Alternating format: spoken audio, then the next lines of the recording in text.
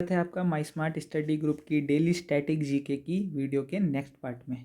ठीक है, तो आज हम करने वाले हैं फिर से 10 क्वेश्चन जैसा कि हम डेली करते हैं। ठीक है, तो चलिए स्टार्ट करते हैं पहले क्वेश्चन से। फर्स्ट क्वेश्चन है, the mount Harriet national park is located in. Mount Harriet national park कहाँ लोकेटेड है? ठीक है, तो इसका करेक्ट आंसर क्या है? इसका करेक्ट आंसर है Andaman and Nicobar islands.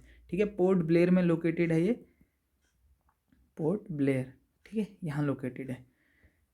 Next question देखते हैं, हु इन्वेंटेड ब्लड ट्रांसफ़र। तो ब्लड ट्रांसफ़र या फिर ब्लड डोनेशन जिसे हम कहते हैं, वो किसने इन्वेंट किया था? ठीक है, ब्लड डोनेट हम करते हैं, लास्ट में क्या होता है? ब्लड ट्रांसफ़र ही होता है वो किसी को। ठीक है, तो उसका इन्वेंशन करा था किसने? विलियम हार्वे ने। इन्होंने ब्लड ट्रांसफ़र की पूरी थ्योरी को इन्वेंट करा था। अब ब्लड ट्रांसफ़र में हमें क्या जानना है? हमें जानना है कि भाई वाइट ब्लड सेल्स का क्या होता है, रेड ब्लड सेल का क्या नाम होता है, प्लेटलेट्स को और किस नाम से जाना जाता है। ठीक है, ये बहुत इंपॉर्टेंट चीज़ें हो जाती हैं जो एग्जाम्स में पूछ ली जाती हैं कभी कभी।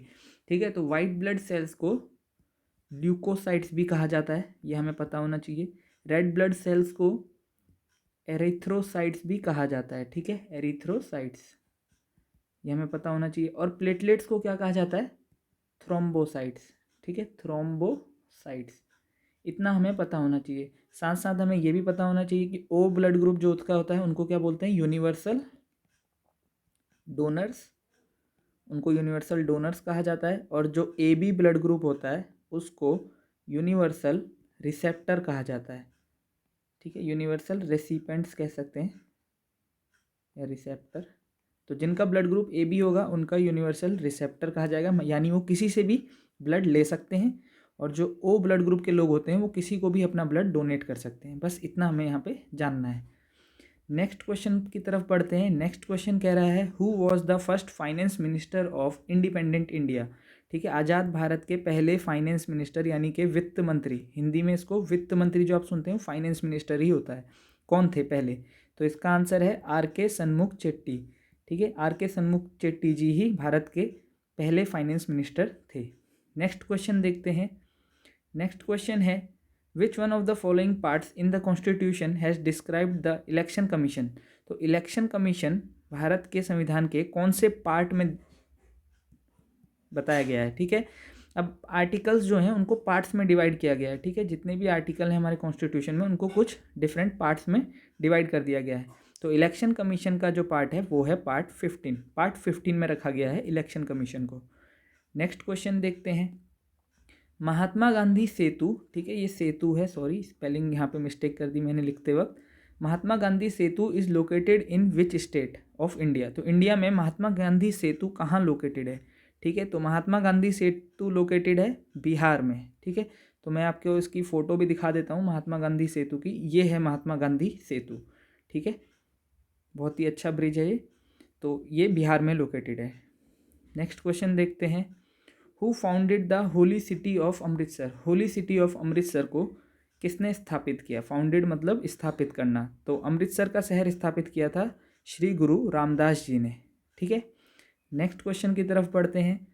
नेक्स्ट क्वेश्चन कह रहा है, the word Swaraj was first used by. ठीक है, अब इस क्वेश्चन के जो आंसर हैं नेट पे आप देखेंगे तो आपको दादा भाई नौरोजी मिलेगा। ठीक है, दादा भाई नौरोजी जी ने ही इसका पहली बार इस्तेमाल किया था स्वराज वर्ड का, ऐसा आपको नेट पे देखने को मिलेगा। ठीक है, स्वराज का मीनिंग क्या होता है? Self rule.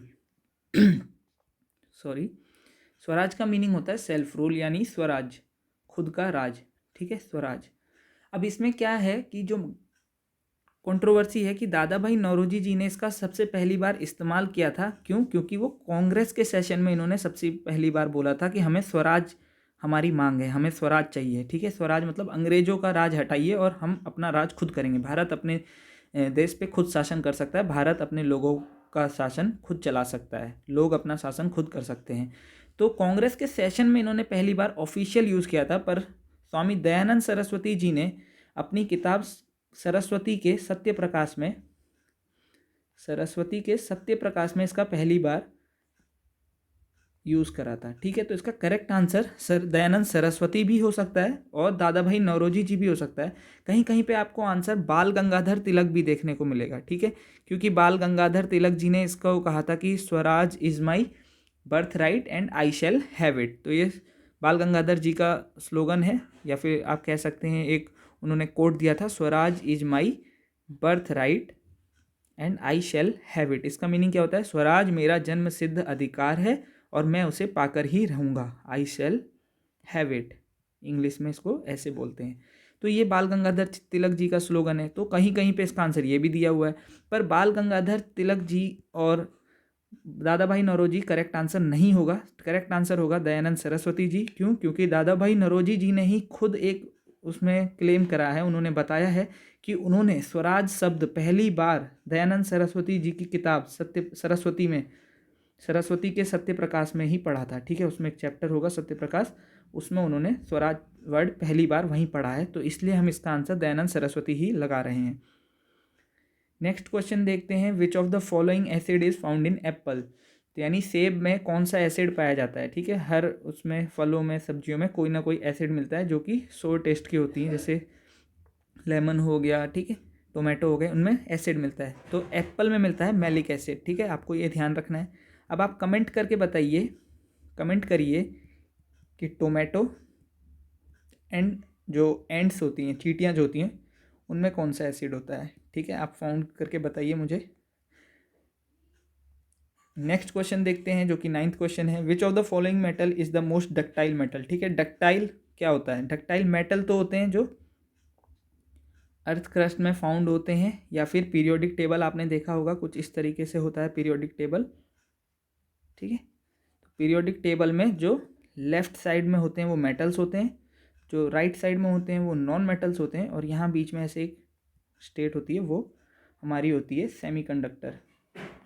ठीक है, तो इस तरीके से कुछ होता है। तो आपको बताना है कि इनमें से कौन सा एलिमेंट जो है, या फिर जो इनमें जो दिए गए हैं नाम, वो मेटल कौन सा मोस्ट डक्टाइल मेटल है। अब डक्टाइल जो क्या होता है वो क्या होता है हम देखते हैं। ठीक है, जो मेटल्स होते हैं वो मेलिएबल भी हो सकते हैं एंड डक्टाइल भी हो सकते हैं। दो प्रॉपर्टी होती है मेटल्स की। ठीक है, और क्या प्रॉपर्टीज़ होती हैं? ये शाइनी होते हैं, ब्रिटल होते हैं। ठीक है, ब्रिटल मतलब जो ईजिली ब्रेक हो सकते हों हाई फोर्स पे। शाइनी ब्रिटल मेटल्स होते हैं, हार्ड तो होते ही हैं मेटल्स। ठीक है, तो इस तरह की कुछ प्रॉपर्टीज़ हैं मेटल्स की, और साथ साथ मेलिएबल भी होते हैं और डक्टाइल भी होते हैं। मेलिएबिलिटी होता है आप उसको हैमर से बीट करेंगे तो एक शीट के फॉर्म में शेप ले लेगा। ठीक है, तो वो होती है मेलिएबिलिटी। डक्टिलिटी क्या होती है? जब उसको आप स्ट्रेच करेंगे दोनों तरफ से, आपका मेटल का पीस है, इसको आपने इधर से फोर्स लगा के स्ट्रेच करा, इधर से, तो ये एक वायर के फॉर्म में बन जाता है। ठीक है, तो इसको बोलते हैं डक्टिलिटी, इस प्रॉपर्टी को बोलते हैं डक्टिलिटी। तो सबसे डक्टाइल मेटल कौन सा है? गोल्ड।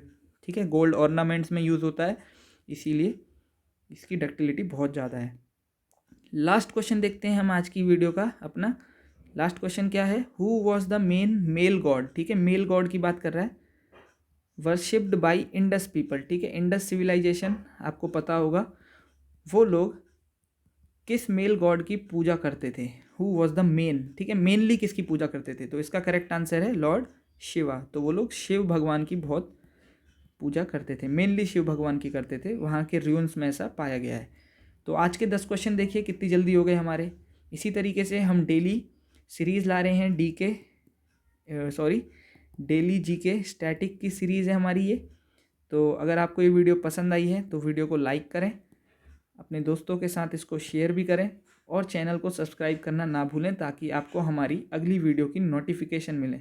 ठीक है, नोटिफिकेशन में आपको जाके ऑल पे क्लिक कर देना है ताकि आपको हमारे चैनल से आने वाली हर वीडियो की नोटिफिकेशन मिले और आपकी प्रिपरेशन बेहतर रहे। स्टैटिक जीके की आप रोज़ ऐसे ही 10-10 क्वेश्चन करेंगे तो डेफिनेटली आपको बहुत बेनिफिट होने वाला है लॉन्ग टर्म में। ठीक है, शॉर्ट टर्म वाली जो सक्सेस होती है भाई, वो तभी हो सकती है जब आपने उससे पहले लॉन्ग टर्म की मेहनत करी होगी। ठीक है, आज आप मेहनत करेंगे लॉन्ग टर्म में, एक लॉन्ग विजन लेके चलेंगे, और जब पेपर करीब आएगा, ठीक है, पेपर से 2 हफ्ते 2 वीक 3 वीक पहले, तब आप शॉर्ट टर्म की मेहनत करिए। ठीक है, तब आप अपने नोट्स को रिवाइज़ करिए, क्वेश्चन पेपर्स को लगाइए, वो होती है तब सक्सेस पाई जाती है। बिना, अब आप सोचो कि मैं ये लॉन्ग टर्म वाली जो मेहनत है मेरी पहले की, कि रोज़ 10-10 क्वेश्चन देखूँ, वो छोड़ दोगे आप, तो भाई यहाँ आप तभी नहीं पहुँच पाओगे, कभी भी नहीं पहुँच पाओगे, और वहाँ नहीं पहुँच पाओगे तो फिर कभी सक्सेस भी नहीं मिल पाएगी। ठीक है, तो आपको क्या करना है? रोज़ मेहनत करनी है, शॉर्ट स्टेप लेने हैं, बढ़िया से डेडिकेशन के साथ अपने को मोटिवेटेड रखें, डेली इंस्पायर्ड रहें, और सेल्फ इंस्पिरेशन अंदर से लाएं, ठीक है। डेली एक्सरसाइज करिए, उससे आपको बहुत कॉन्फिडेंस बूस्ट होगा, और एक रूटीन बनाइए अपना, ठीक है। तो चलिए इसी नोट के साथ विदा लेता हूँ, और चैनल को सब्सक्राइब कर दीजिए, वीडियो को लाइक कर दीजिए।